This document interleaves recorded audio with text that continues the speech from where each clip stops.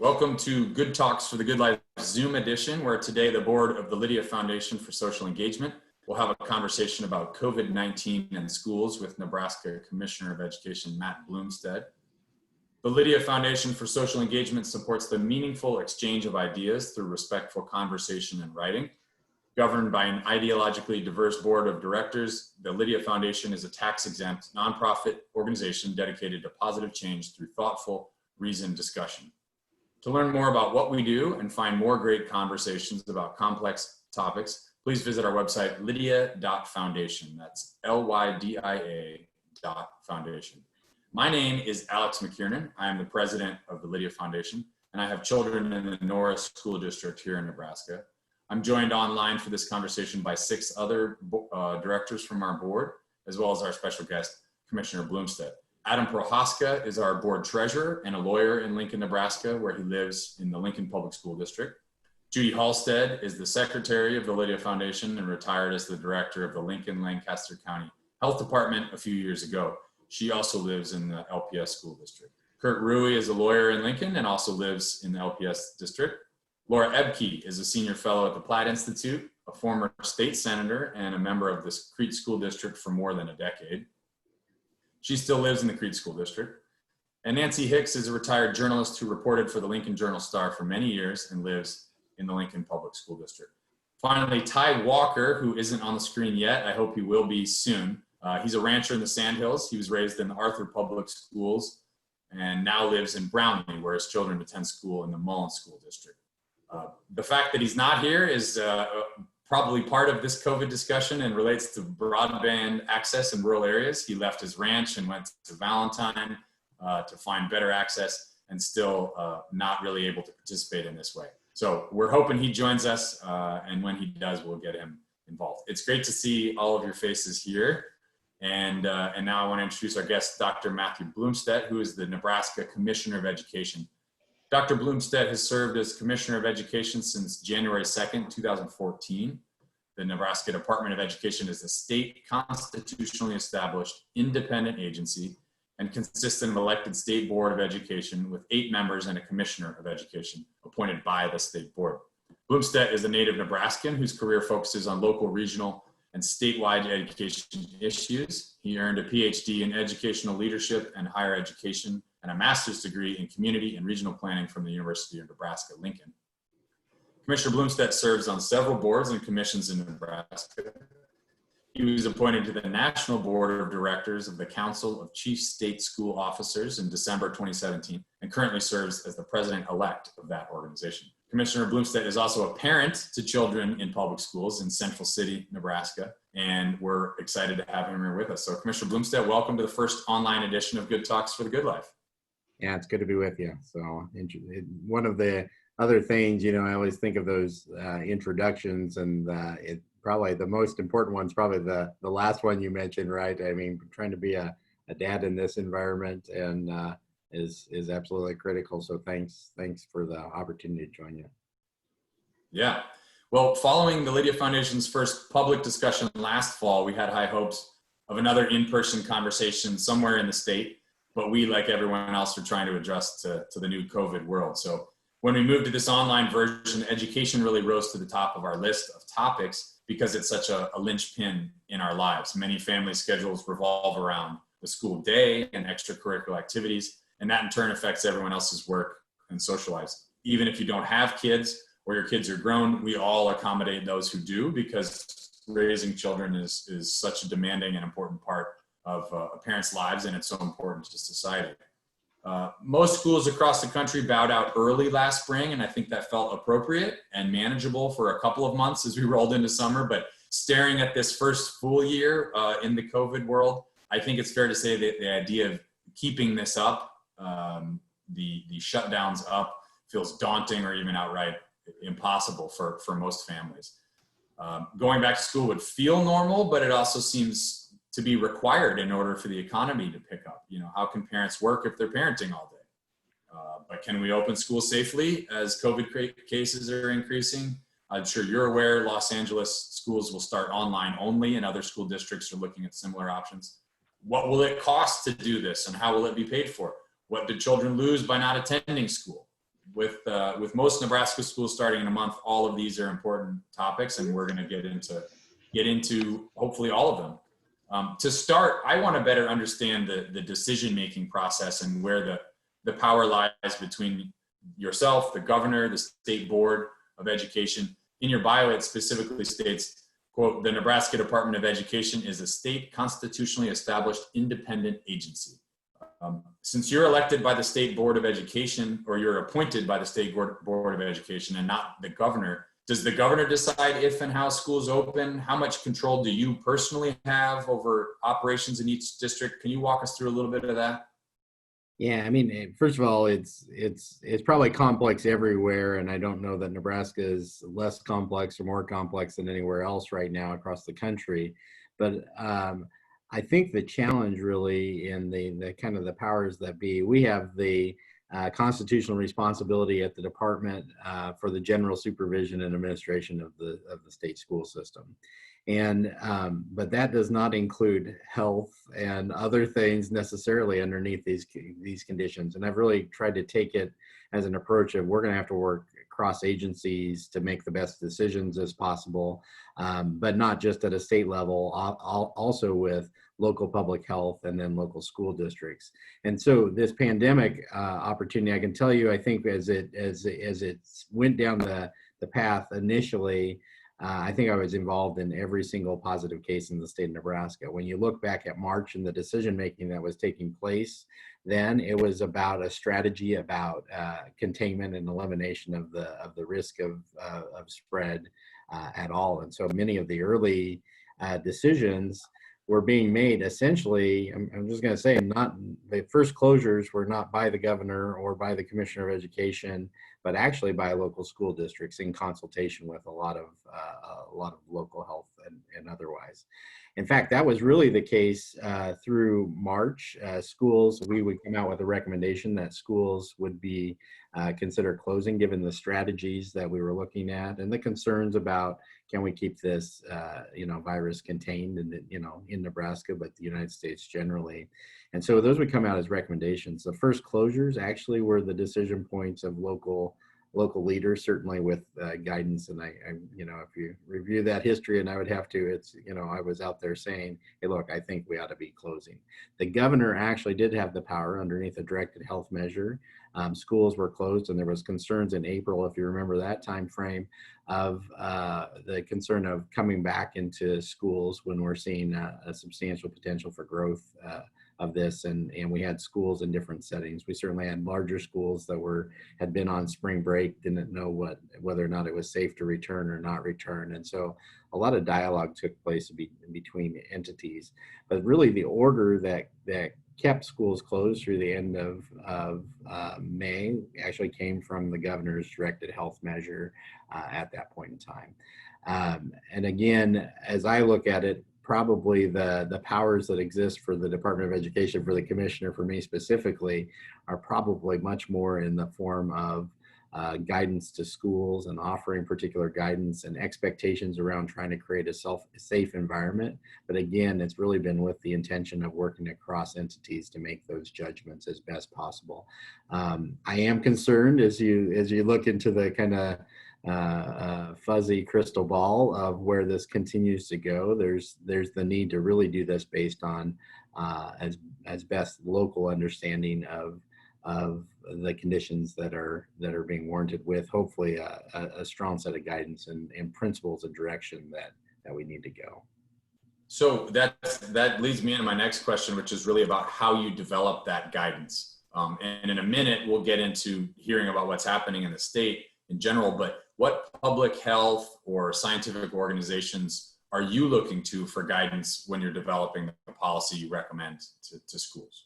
Yeah, in fact, we've been working across a lot of different entities. We immediately started working with local public health officials all across the state and having dialogue about what needs to come together. We actually coordinated and worked with a group that it's called Opportunity Labs that helped us build the initial kind of guidance that it kind of had a national flavor, but it had national epidemiologists, had other folks from public health at a national perspective on that.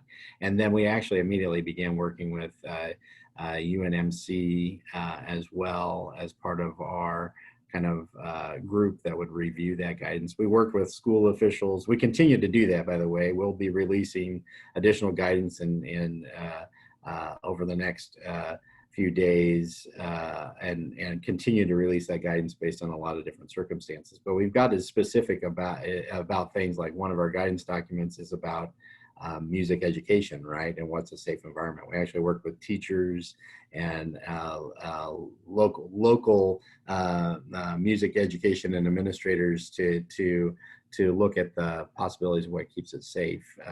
So again, it gets to a level of detail, but there's been broad engagement from folks in those settings. When you're talking about kind of the environmental concerns, and that's kind of been the specialty of certainly folks, whether it's at the university or with public health, and having dialogue about what creates this as the safest environment is important.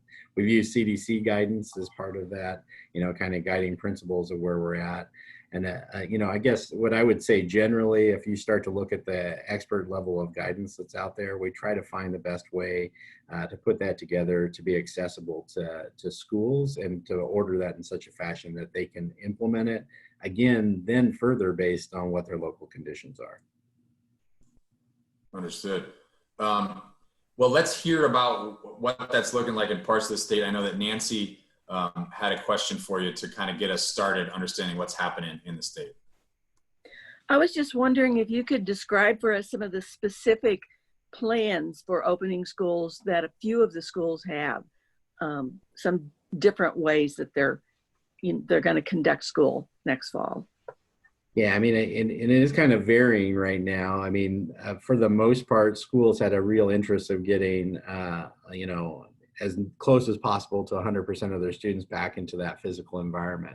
But we have a range of things that I think are starting to develop. Number one, I guess on one side of the equation, we have our rural schools that laid out a particular set of guidance, worked with us. It's the Nebraska Rural Community Schools Association. We actually have counties where there's very little spread. We actually have a couple of counties where they have yet to have a first case. And so it was great because a superintendent, or I think even back in May,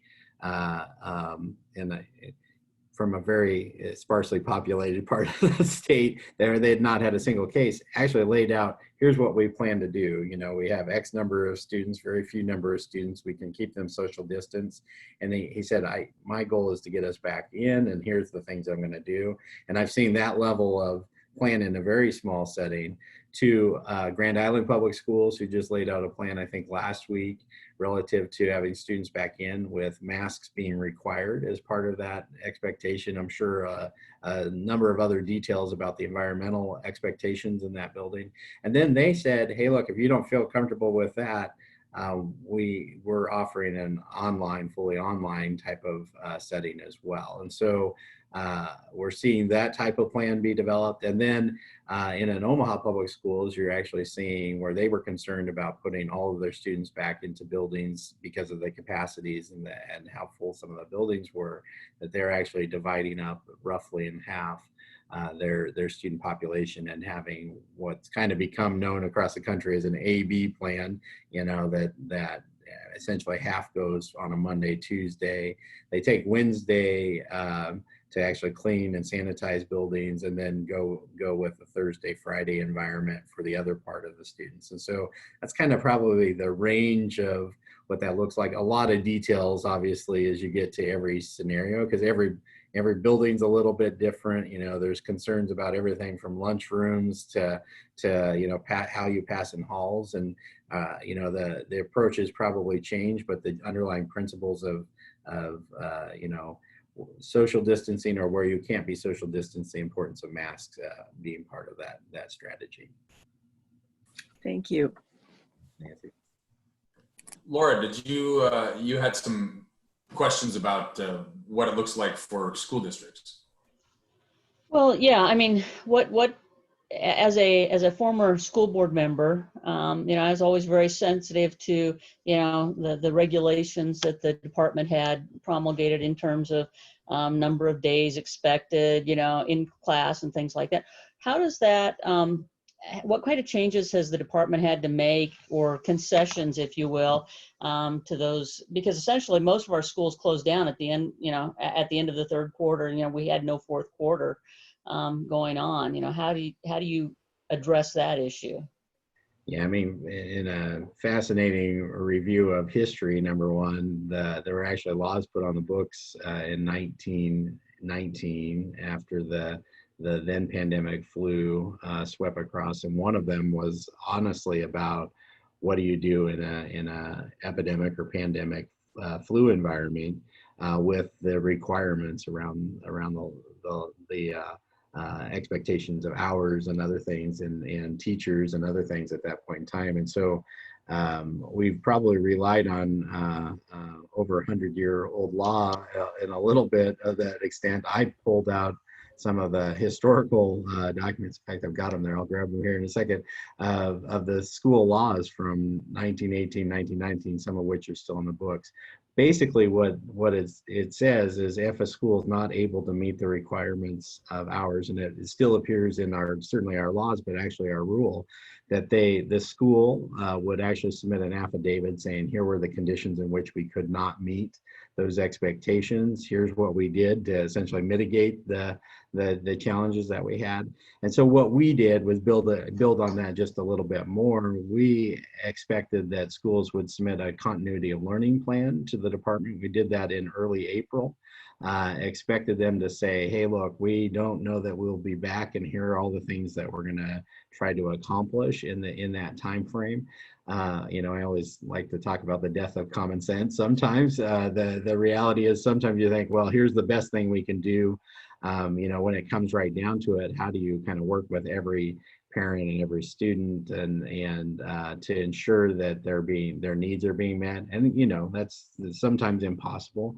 I was very concerned about special ed services. I was very concerned about students and families that were probably lacking kind of the means for whether it's technology or other things at home. And so I think schools did a fairly remarkable job of looking at each of those scenarios. Not a perfect job, but a remarkable job nonetheless relative to trying to address those types of challenges for families. I think on the regulatory side, we also had 1,000 questions being posed from administrators and lawyers. No discredit to the lawyers that they call them, lawyers from across the state that wanted us to answer every question. And I probably took a tact similar to the former state superintendent for public instruction in Nebraska before they were called commissioner, and said, hey, look, schools really need to build their plans to address their local needs to be able to serve each one of their students most effectively. And honestly, I don't know how else we would have managed through that. But the types of questions that they got, maybe this will be a good description of this. I had folks asking for us to answer very level detailed questions, and then I would say publicly, I'm not worried about that, I'm not worried about that. Yet they'd still bring us the questions, which would force me to answer those questions. And I somewhat described it as a police officer driving down the road where you speed by on the other side, and the police officer decides not to exercise whatever powers they might have in that moment. And so that person who sped by that police officer turned around, did a U-turn to catch up with the police officer, to pull them over and ask them to enforce the law. And so we went through an exercise, not an often used exercise in the state of Nebraska, to create a declaratory order by the State Board of Education. We did that in June with a whole list of questions that we could legitimately answer to give, kind of the freedom and flexibility for schools that we think is going to be necessary to continue to go through the pandemic. It doesn't answer every question, but we continue to do that work and try to offer that back and forth. We've probably not taken the heavy hand on regulation that some people would have liked us to take, and we've probably taken a heavier hand on certain things that they wouldn't have liked. But striking that balance ultimately to serve students is the key, and to serve students safely is the key. There's you brought up a lot of issues there, Commissioner Blomstedt, and we're going to come back to, I think, many of them in more detail. Adam had brought up something in our previous discussions, and I think I'd like to hear his question about alternatives to the public school. Yeah, Commissioner, thanks for being with us. But I guess my question on this topic is, we've talked a lot about, what happens, what are school districts doing? But, I know that there are parents that are also discussing, should we file a Rule 13 application to exempt our school or exempt our child from the school? The in-school requirements, it's the homeschooling exemption. Now I know that deadline, at least in the statute, was yesterday. And from what I've seen, and again, this is just my own personal experience, there was sort of a flurry of parents talking about, what should we do? And, we don't have any information. I'm in the LPS district, and LPS is supposed to release more information. We got more of it this week. There's also an exception that allows you to file that Rule 13 application later. But I guess from your perspective, have you looked to see, has there been an uptick in the number of those applications, or have those numbers come in? And do you anticipate there being additional or more Rule 13 exemptions than in previous years? I do. I mean, I do anticipate that we'll see more. We've certainly seen an uptick. I don't know if we've counted applications per se at this point, but it's certainly an uptick of questions, and we have staff that use that. And you're entirely right. Actually, the way that we've crafted Rule 13, even though there's a deadline, it's really kind of for the renewal, and that so if someone's filing for a full year, that they would be held kind of to, hey, look, we want you to file that. That's more of just a way to kind of keep people in the routine of getting their filing done. But a parent could actually choose that option at any point during the school year and exercise the exempt school status. And so that's what the other portion of the rule essentially allows. And it's very nebulous as far as what the time frame would have to be, right? As soon as possible, or as soon as practicable, or something like that is in the rule.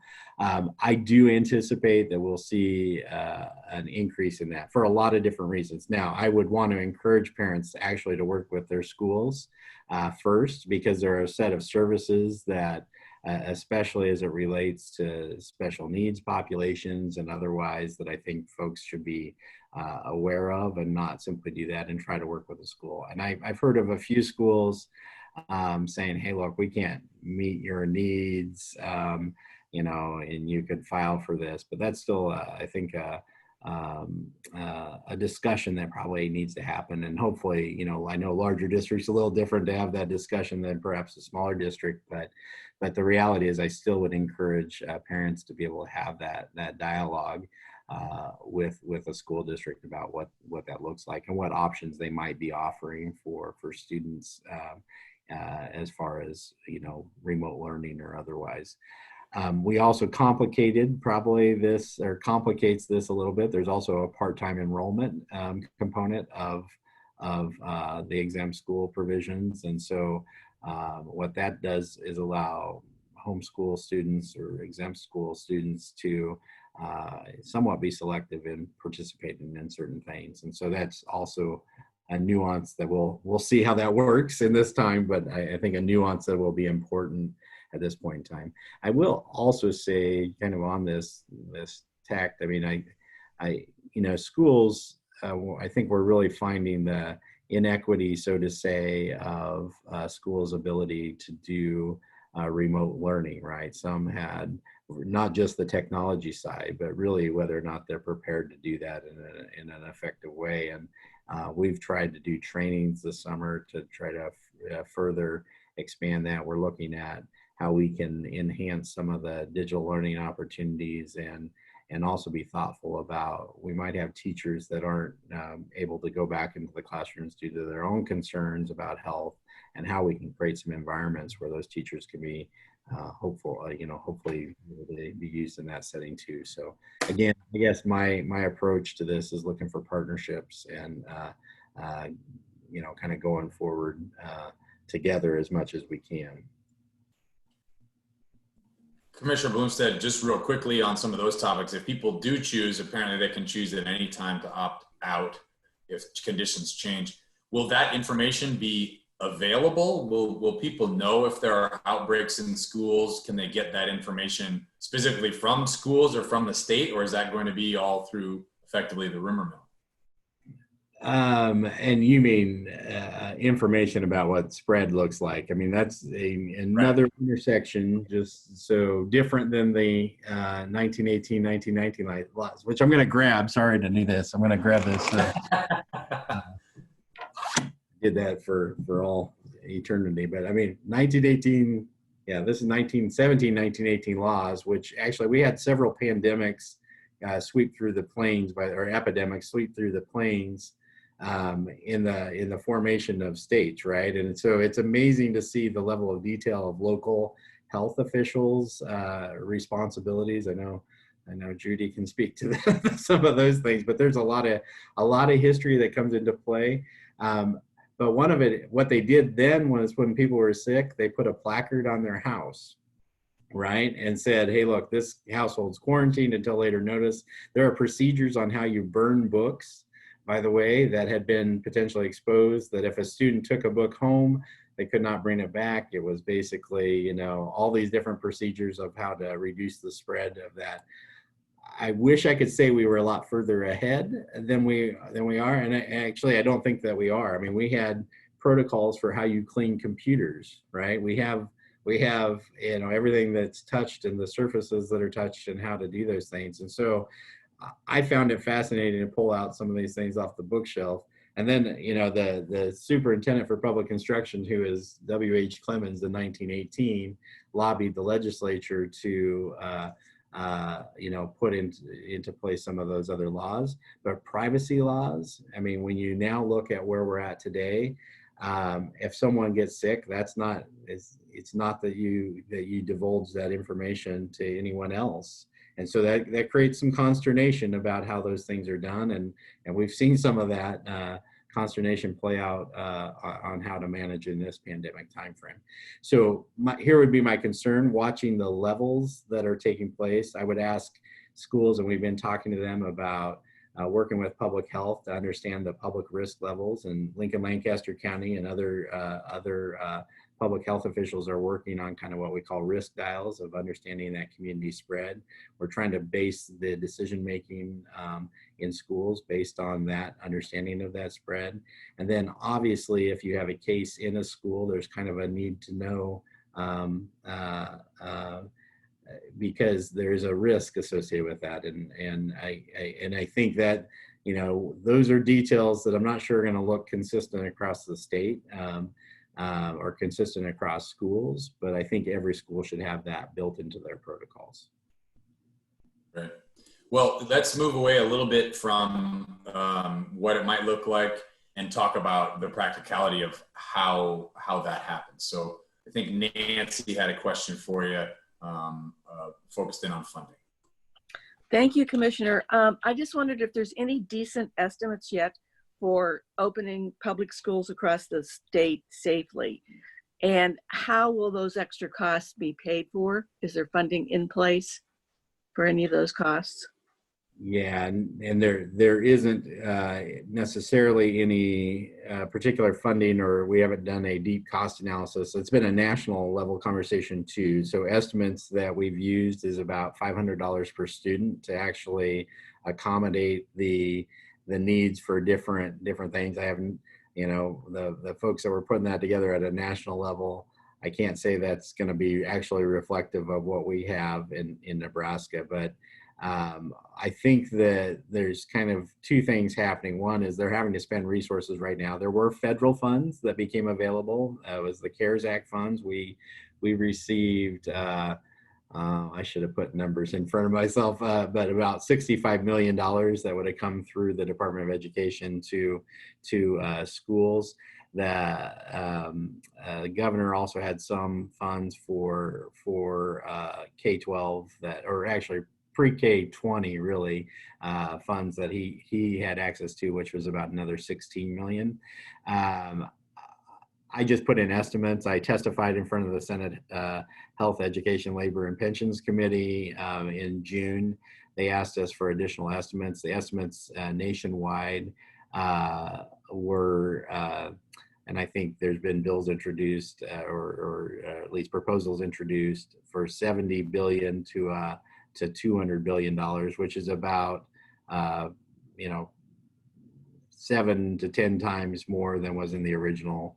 Actually, more than 10 times, 15 times more than the original package that was put out there. So I don't think there's a hard and fast rule yet, but I am concerned of kind of this perfect storm of expectation of an increased cost and some real needs of trying to serve students. Like teachers would deserve, they're having to kind of pull double duty if they're doing digital learning and in classroom setting. We're having to do some different things with bus routes. In some places, to try to keep bus routes safe, they might be trying to double the number of bus routes that they have. So it's going to depend, and we're going to be able to track some of those additional costs. But I think it'll be again, like where we've thrown out the $500 one, I think that could be a range that's, dramatically different than that number. So. It certainly seems like you mentioned, was it Omaha schools that were going to do the AB program, or any school district that does that all of a sudden, or if you're shrinking the size of classes, you're effectively doubling the labor demands. And so $500 seems nowhere near enough. But and I think those initial estimates were around kind of ways to fit for other topics like PPE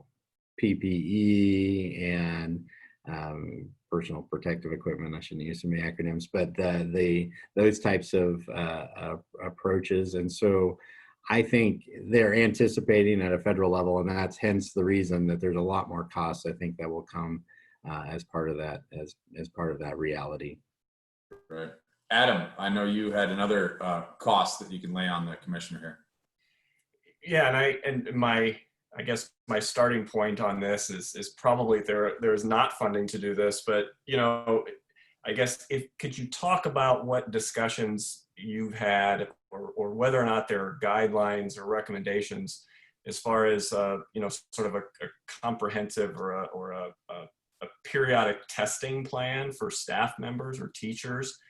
And the reason this comes up, and I think about it, is, we think about Major League Baseball being able to test players every few days, or, football teams getting tested periodically to make sure everything's safe. And I, of course, with kids in school think, well, how come we're not periodically teaching or testing teachers and staff members to always ensure that, that cases are caught quickly? And I guess maybe from your level, is it even a possibility, or are we just, sort of the recommendation is, if someone someone has symptoms, then, they need to get tested. But see, then there's a 7-day waiting period. I mean, what guidelines are you setting forth for school districts to follow, or do you have any, and is that all handled on a local level? Yeah, so we've not done any of those per se. We've had dialogue with folks around what testing procedures could be, and as you watch that, there's a huge concern of the testing capacity of the country, much less Nebraska. But so in a best case scenario, in my view, is number one, that testing could be done in a 1 to 2 day window of time instead of 7 days, because we know the kind of incubation period on this is tough to know. And when folks have been exposed, or they believe they've been exposed, it'd be better to be able to get them back. So right now, the best thing we have going is, if we believe someone's been exposed, to have them sit out 14 days somewhere to limit that exposure. Well, I have a sister who's a nurse in a nursing home. They don't have enough nurses to function in that type of environment. So she had a coworker that came down with COVID. You know, as my sister, I think, described it, she's like, I think I hugged her the day before that. Right. I mean, so you got folks that are working in close proximity, and, you know, so she was tested, but actually put back to work with PPE in place because they don't have enough to provide those services. Now, they didn't have any further exposures as it related to that case. There is evidence behind N95 masks and the ability to actually contain the virus. I think it's going to be important that we know that. I would prefer an environment where we'd be able to at least have more rapid testing available for teachers. The evidence right now, or at least, is adult to adult transmission might be our bigger concern in schools than actually a child to adult transmission. And then adult to child transmission is more likely in households, is what the evidence is kind of showing, right?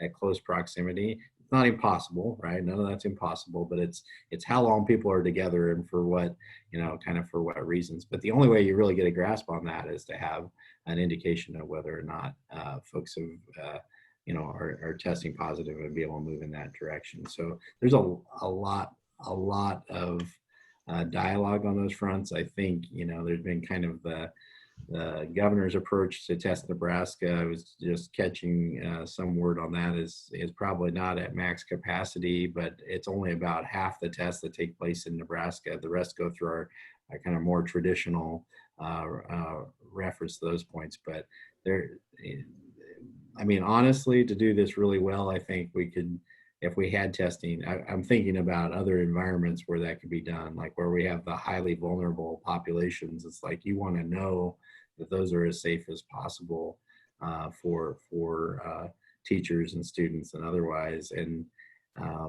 you know, we're not there yet. Maybe my last point would be the kind of self-screener thing. I think the types of questions that we're asking people to screen. I mean, if you actually know that you've been around someone, you should be quarantining yourself. There's a personal responsibility thing that kicks into this. What we have otherwise, though, seen is people actually need to make income or have incomes and have jobs. And I think, you know, where we've seen the breakout, and you know, I know Laura knows this in her backyard there. I mean, the reality is communicating that well about individual behaviors is kind of part of the trick right now. Yeah, just to follow up on that, the teacher shortage is an interesting question because, especially with substitutes, you know, if you want to have teachers be responsible and you know, if they have an exposure, they notify a district that they've had that exposure, and then they're required to sit out 14 days. You know, the questions become, well, what's the notification then to the parents? But, you know, more significantly is, you know, you might not have a substitute come in or be able to come in to teach that class. So effectively, you know, one exposure could shut down an entire class, or depending on that exposure more broadly, because you also don't want substitutes going from district to district, I'm guessing. Yeah, and the other and this I'll go to the public health side. This is why masks matter. So in that, you know, 2 people wearing masks, the exposure rate is substantially less than it would be if one person who was sick did not have the mask, right? I mean, we've seen that data.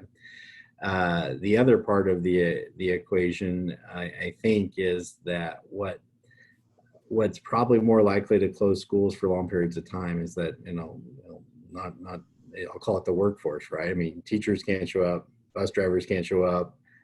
You don't have any of that, and that's actually kind of the important strategy, is actually protecting them from those additional exposures, in addition to kids. But I mean, you can't run a school without having it staffed up. Yeah, you know, as a former school board member, this makes my head hurt a lot. As a current commissioner, it makes my head hurt too. I'm sure it does. You know, I mean, I think about the local substitute certificates and how tough it is to find substitutes to begin with. And then when you consider the fact that, you know, you may have decreased teaching, you know, in-person teaching in some places, and you're going to have substitutes doing that teaching, you know, it has a real cascading effect to the quality of education that our kids get. Yeah, and and it's really it's the dynamics of quality when we're trying to address a lot of other things, societally and in schools. It's the dynamics of behavioral and mental health and family, security, I'll even call it. And um, yeah, it's the challenge of a lifetime, right, for all of us. And uh, kind of continuing to try to take steps forward. We know we also are going to have holes to fill at the end of this, from a dynamic of student experiences and um, challenges that I'm not even sure we've completely yet realized. Yeah, it's going to take a lot of work yet. Before we leave, My head's hurting so much right now. I think we can all empathize with that a bit. And I want to get into, we are going to talk about some of these educational outcomes and the impact on the changes that kids are seeing. Before we leave this funding, I wanted Judy to jump in about her question on some of the broader issues beyond COVID, that everything that it touches. Well, and we did start to touch on it, Commissioner, but in relationship to the funding for schools across Nebraska, we know that there's the possibility that for this next coming year, the inability for residential property tax to get paid because some folks just won't have the money to do that. The cuts potentially for state government because income tax and corporate taxes are not necessarily going to come through. I think folks feel pretty comfortable for the summer, but who knows what the next year or two is going to look like as far as revenue for local school districts. What do you see as far as, the potential for state funding, for local funding? Where do you see some changes that could be made? Are there changes to the state aid formula that should be made? I mean, we've heard about it every legislative year for decades about doing that, but really nothing has really changed. And then just as a part of that, how is it that the schools are going to be able to function if they have cuts at state aid level and cuts at the local level or property taxes that just don't get paid? How is that going to work? You've already reduced from 3,000 school districts in the late 1990s to over 200 school districts now, but you also have all of the other jurisdictions across the state, which are the local municipalities that get money out of that property tax too. So obviously, we've talked extra costs related to COVID, but there may not be money coming in. So can you just speak to the state aid formula just briefly and what potential changes could work? Are there changes that could work, or are we just going to keep talking about it every legislative session? I think the proper answer is I can't speak to it briefly. So no. Touche. No, I mean, there are some things that I think are longstanding things that I would like to see done in how we address school funding. Number one, a lot of folks complain about our current school finance formula, and they always complain about the current school finance formula, no matter where it is, no matter where you're at.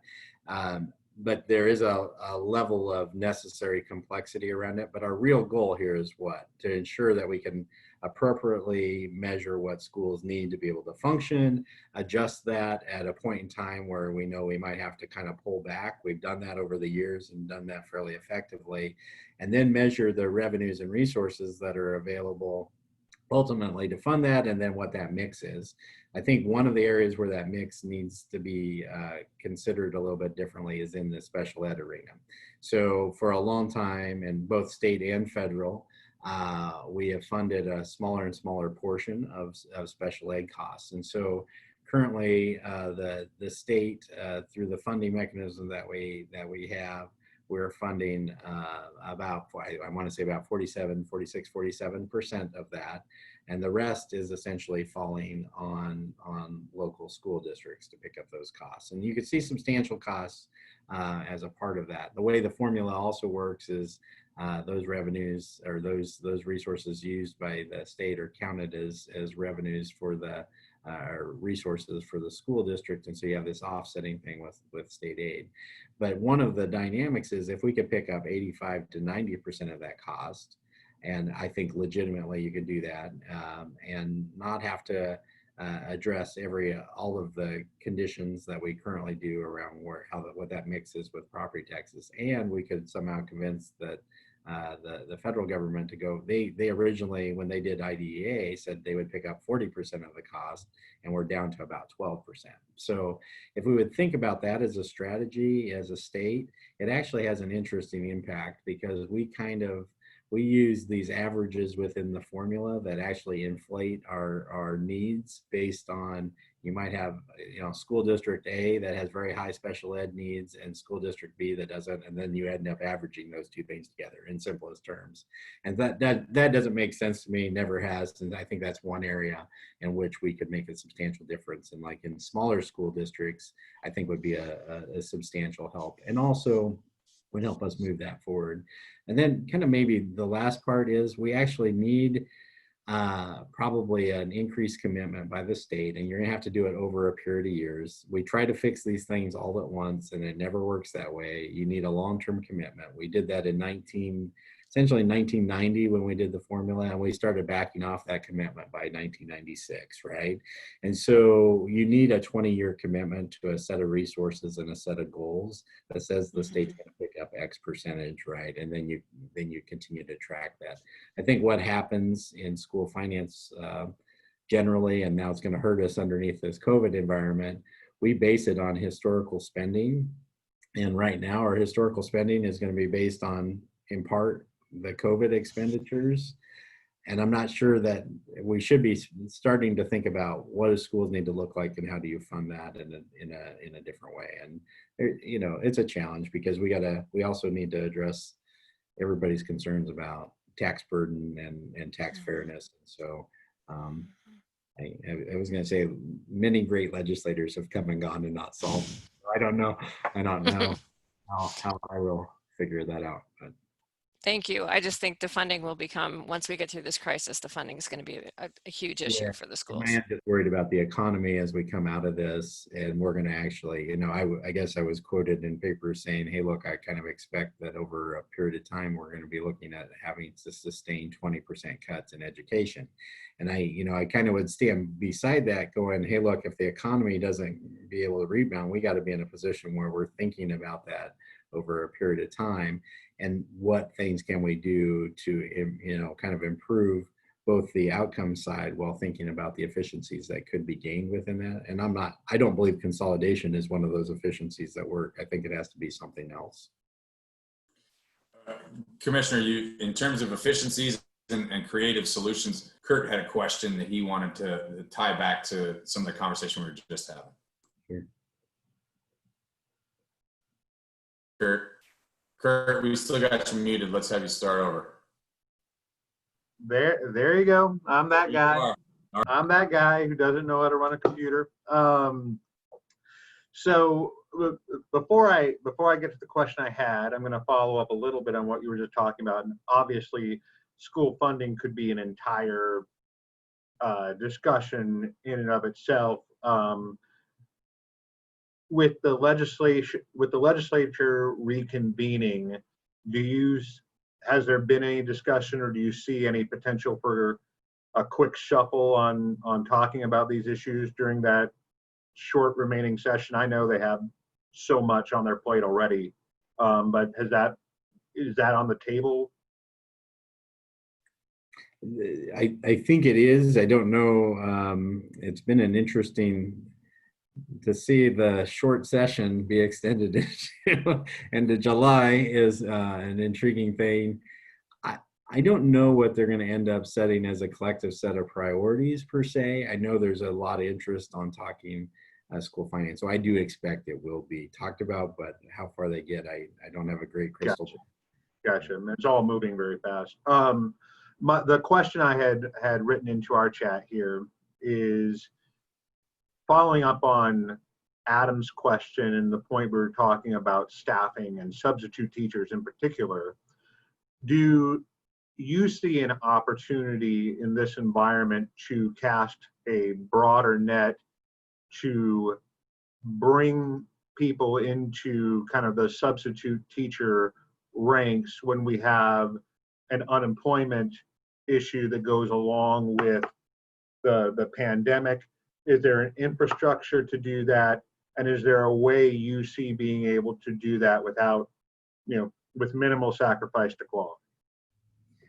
Yeah, I mean, the one thing, and actually Laura mentioned it, there's a provision for local substitutes in Nebraska, meaning basically if someone has, we essentially require 2 years of college and that they're able to come kind of fill a spot. But typically our local subs have 4-year degrees, but not in education, they're in some other field perhaps.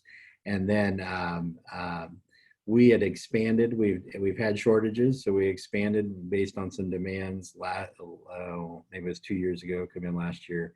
The number of days that local subs could offer. We'll be in a position where we're actually, and I think it's one that I can wave some wand and make happen. But I think we're going to permit local subs to even double down on that. I think we did 90 days, and 180 days is kind of the average length of a school year. So I think we're going to be permitting some of that. So that's one quick way. We also have a permit process for teachers, so like career ed permits, and we're exploring.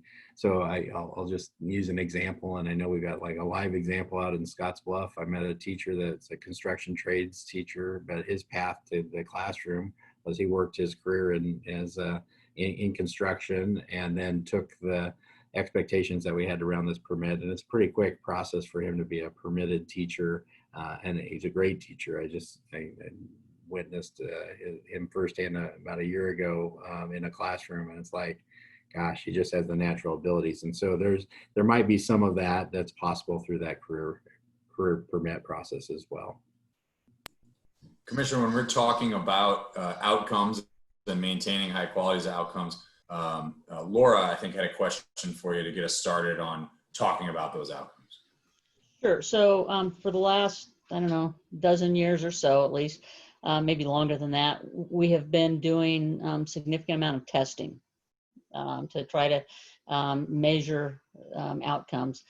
I've got a son who is going to be a senior this year, who was supposed to take his ACT along with the rest of his class the week after we closed down.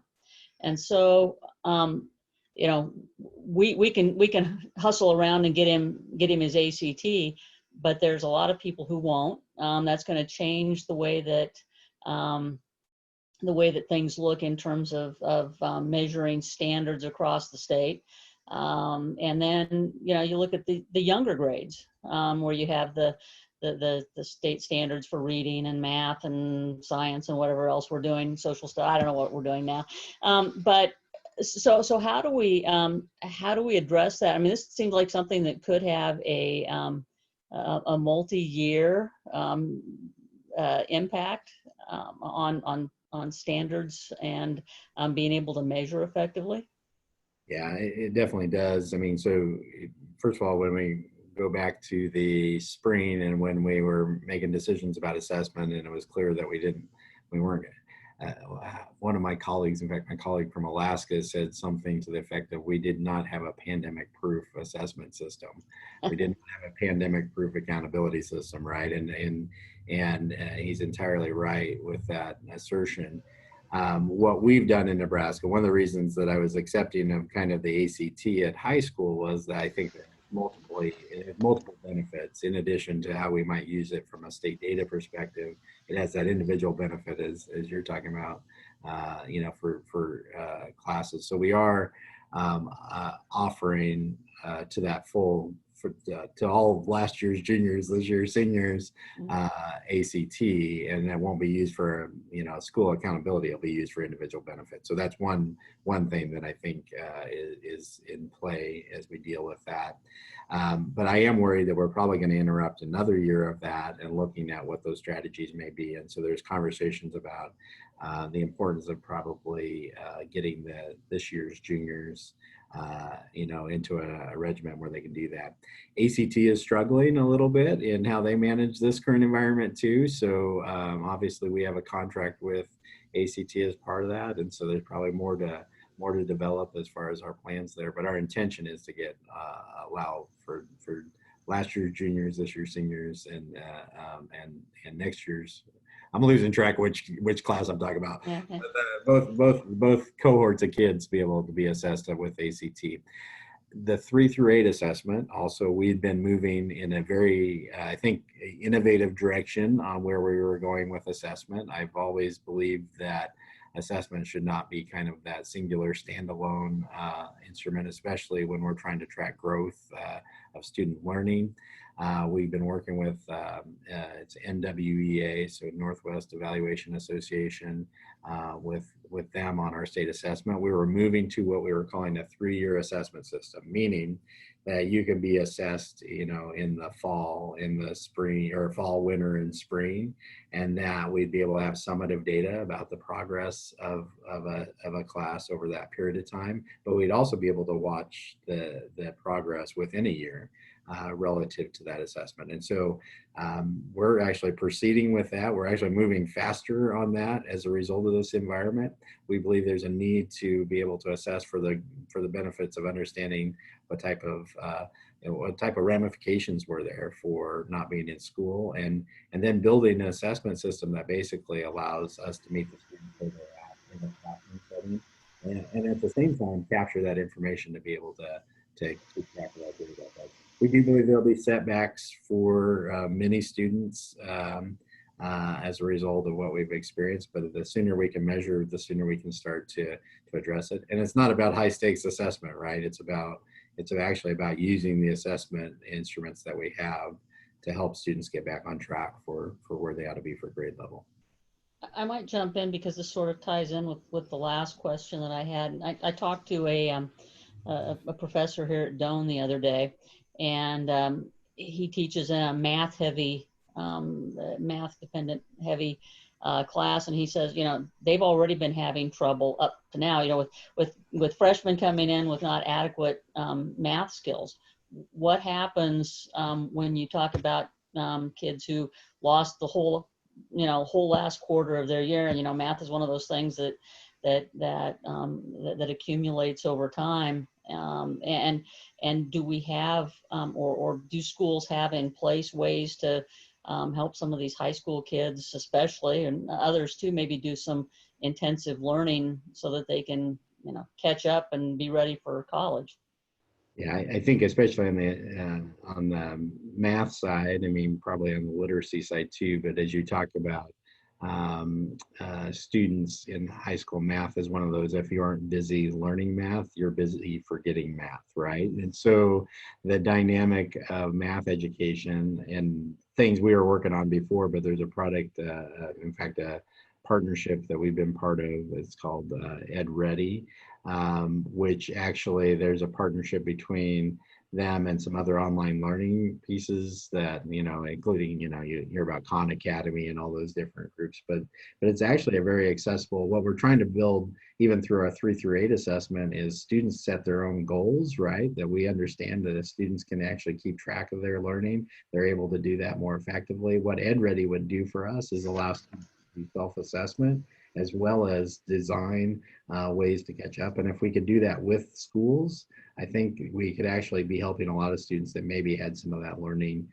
lost learning opportunity, as well as just lost practice time and doing that intentionally. I'm actually worried about our seniors going to college right now that might have been losing that opportunity as well. And so there's, we have a process, I think, that I'd like to kind of further enhance, and that's working with our certainly our community colleges, our state colleges, the university system, and other institutions don't included, of what other things would help students be ready for that college environment, and building that out a little more robustly even than what we just have with ACT. It's one thing to measure it, it's a whole nother to have a strategy to have them ready, right? And that's the place we need to be, and especially need to be in this moment, is what I'd say. Yeah, well, anytime really. Yeah, we always want to be there. The direction I'd like to go, and I'm just kind of in that, so you're hearing it here first, I guess, but I kind of want this commitment to what Nebraska Ready looks like, right?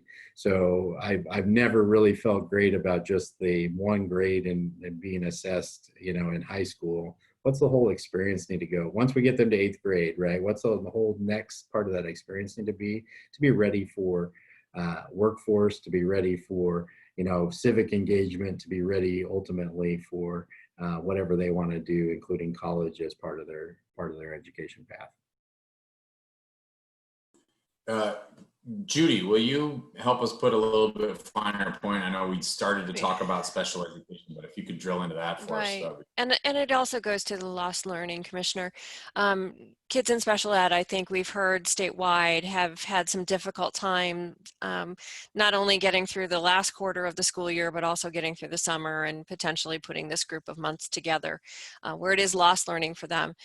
How is the department fulfilling its federal requirements or responsibilities in assuring that those students who are eligible for special ed are actually going to receive the services they're entitled to, and not only the adapted educational environment, but also physical therapy, speech therapy, occupational therapy that they're getting through the schools, or that they're entitled to receive through the schools if it's part of their IEP or IFSP, their individualized education plan or their individualized family service plan. Many of those children did not in reality receive those services the fourth quarter. So how is the department going to be a resource to those districts to try to see, virtual learning for some of those kids just isn't a go.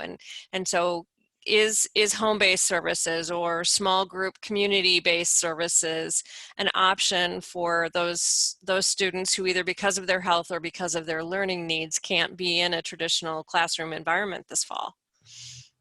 Yeah, and in fact, one of the, one of the challenges, and probably where I got crosswise again with attorneys at the point in time that we're going down this path, because we actually had schools saying if we offer anything at all, we're going to be subject to lawsuits because we're not able to meet the needs of individual IEPs. So we started asking schools to make sure that they were doing their IEP meetings or checking in on those progresses. And there's a lot of students that actually, quite frankly, needed kind of that hands-on set of experiences. And I will say, in the middle of this, I often heard from school officials talking about those very students that they couldn't figure out another way to provide them services, right, without getting them in. And that was the desire to get students in. And so there was, by the time we got to June, there was a desire in a lot of settings to get students in to receive some of those services. And I think some examples of where that worked, at least I won't say well, but it was looking to address those types of challenges. We actually had part of my concern was trying to work with, there's several different special ed advocacy types of groups, and we tried to pull them together for conversations about what other things that can we do. And I was very impressed to be able to have that dialogue. We're lucky also at the Department of Ed to have vocational rehabilitation as part of that. And so we have a pretty robust set of partners and stakeholders that are able to come to the table and talk about solving those types of problems. So we did quite a bit of that. In fact, I have some follow-up that are coming up with some of those groups. My concern, I think, is there is a requirement also on compensatory educational opportunities. Like if you lost that opportunity, how do you fill that void?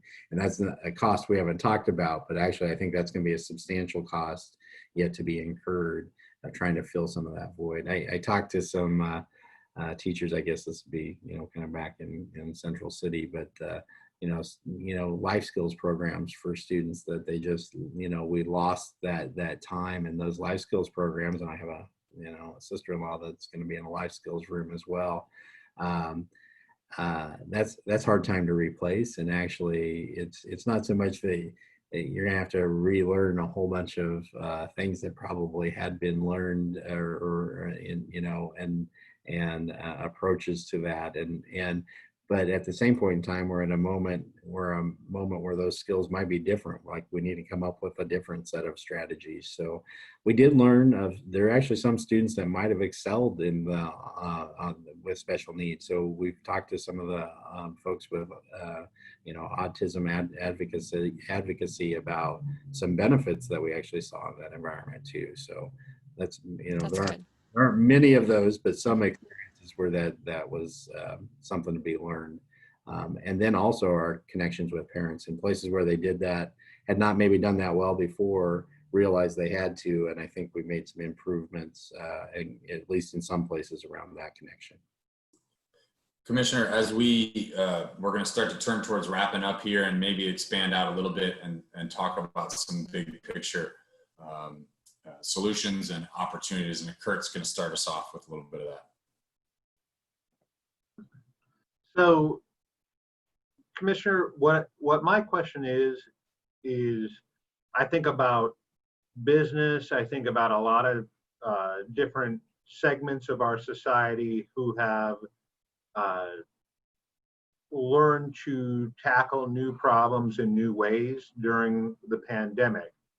And so my question is, from your standpoint, from a broad picture view of how we do education in Nebraska, what are our opportunities and what are the things you've already seen or think you will be seeing soon that are developments that come from operating schools in this environment that you think have long-term benefits for education in Nebraska? And that can be anywhere from,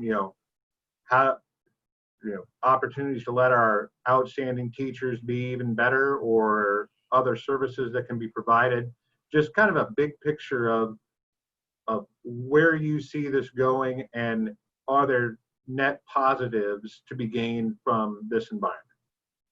Yeah, I mean, I think number one, in figuring out how to address this, the absence of schools, public schools, private schools, is not good for society, right? And I think there's a recognition of the role and importance of education in that broader kind of economy, the importance of that work. I do think educators in particular feel kind of, put down and pushed down. And I hope anyway that somehow we can kind of get through this and go, realistically, the important work that we do in education is critical for the future of the communities, families, the economy, you name it. And I think that's one kind of broad kind of perspective on it. I also know, like in war-torn countries, when they completely disrupt their society, right, the first thing they start doing is actually educating their students. That's one of the first things that they try to organize and do. And I think it's going to be important for us to come out of this pandemic and start thinking about, I don't think we've lost all of that, but I do think we're in a position to rethink some of those critical things. I do think we need to rethink completely digital content, how that's delivered, how that intersects with student competency and being able to move students at their own pace, I think is an important part of that strategy. We do, I think we've made strides in that arena in my lifetime, I'll call it, that it's not, that they've really tried to do it, but I think it's going to open up that conversation about acceleration of learning in an appropriate and student-centered type of way. Next, I think relationships with parents and families and what takes place at home, I think needs to change. I am not a big homework guy. I am a big learning guy. I don't always believe that those two things are the same. And so our chance, I think, is to really intersect with parents in what learning is. I did some interviews early on, like with NET for the radio, and one of the things that I certainly saw in my own household is there's activities that took place as part of that regular setting, and people are trying to cope with things. Well, I also appreciated what some teachers were doing and saying, here's what you can go accomplish in your backyard, right? Or in your household. And, I think there's more intersections between teachers and parents that could come out of this. And then maybe kind of last is that I think there needs to be more synergy, and I'm not sure we're there. I'm not sure this has helped us along, but more synergy between schools in building the profession and building the kind of ecosystem of learning, that it's not this school versus this school, it's these schools as part of that kind of broader educational system. And I think we can find some ways to do that in the next few weeks, months, and hopefully in the intervening years as we go forward. So. Laura, did you want to jump in on some of those possible opportunities that could change going forward? Yeah, it occurs to me that first a disclaimer, my oldest daughter teaches music, which is a problem in and of itself, in OPS. And she, as a middle school teacher, and she's very concerned about her students because it looks like OPS is going to go to that A-B schedule kind of thing where she'll get to see, she said some of her students, she may only see 3 or 4 times a month.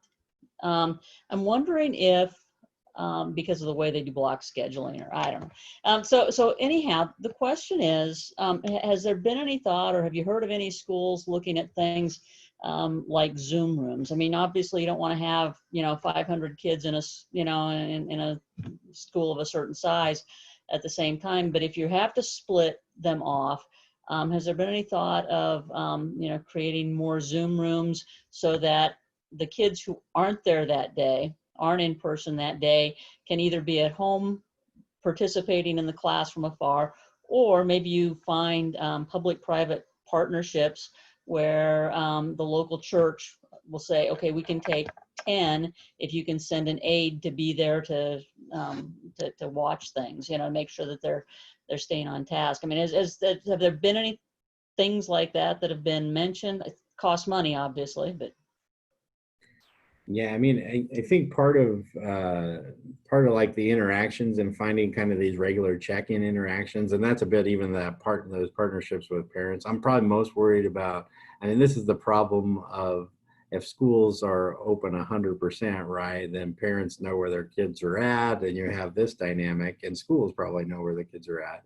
I think the concern in these kind of times where schools maybe don't have 100% of the kids there, it's kind of figuring out what that balancing act is. And so I think you hit one of those key points, like our touch points with kids during a day to know, hey, look, how are things going? Are you safe? Is there somewhere to kind of check in? I think we do have schools doing it. I don't know exactly what all technologies they're using to do that. I also think that, like your point about music, right? I mean, we actually put out music guidance, and I've probably been most impressed with music educators and creativity, seeing lots of different things around the country on what they've done. But I'm trying to think of what that looks like for elementary music, right? I mean, it's a different type of engagement that could be done, somewhat effectively, I think, in digital settings. And I don't know, like in far more probably with the OPS connection with your daughter, but the reality is I think they're also concerned about the teachers, get the students that are in front of them and not overwhelming probably the teachers. So figuring out some other strategies that would help accomplish that makes quite a bit of sense. So I think we'll come across some innovations, by the way. The theme for we typically do a NDE day at the kickoff of every year. Last year we had interruptions by flooding in Kearney. This year we have this, so we're doing it digitally, we're doing it online. But our theme is basically disruption and innovation, right? I mean, I think we get both chances, and there's a chance to try some things that we hadn't tried before, and that might be a good example. Well, I think that you certainly can appreciate this, but there are many families out there for whom the kids really need to be at school because there's not going to be anybody at home. You can't leave your 7-year-old at home alone. And so, some alternative locations for kids to go that would be relatively safe, that they could still get instruction. It seems like something that, I hope schools are looking at, and I hope we can figure out how to pay for it. That's the other side of it. Yeah. And I do think there's some of those that dialogue happening with private partners too. So it's a great.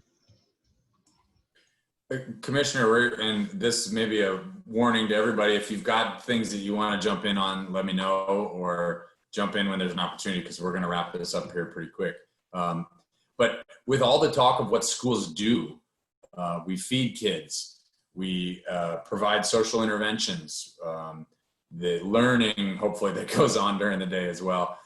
The mission of the schools seems to be really expanding. has the mission and the needs that the role that the school has to fill, has it grown beyond the budget and the resources that the schools have available to them?